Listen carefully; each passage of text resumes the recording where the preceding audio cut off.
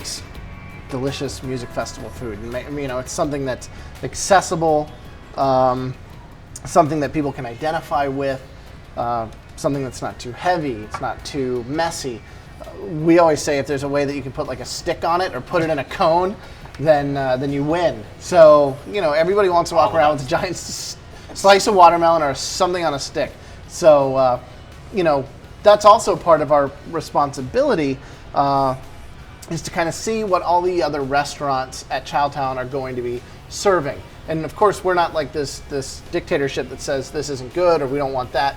We just try to guide people. With Chowtown, the idea is to showcase food that is, I guess, emblematic of what goes on in the city, you know, with regards to the cuisine and the kind of hotbed of creativity that's going on. So instead of just having a burger and fries and pizza and what have you, we look and say, okay, how can we have similar items, but with people that are as focused and driven and passionate about food and music and their artistry as we and the other bands are. So, you know, places like Big Star and Blue 13 and the Southern and Kuma's, you know, that we had last year, and this year having the Gauge and Buon Soiree and Sola and other like-minded people.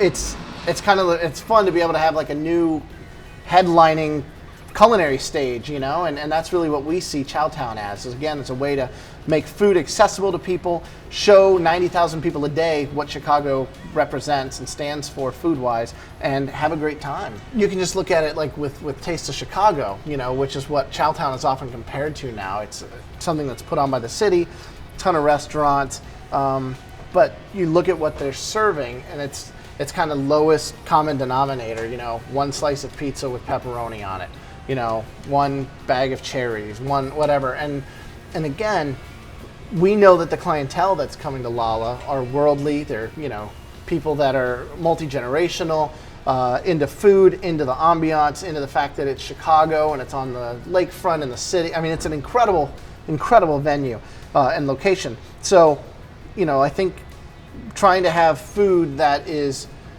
at one point delicious and accessible, but also creative and in the spirit of the fest is what it all boils down to.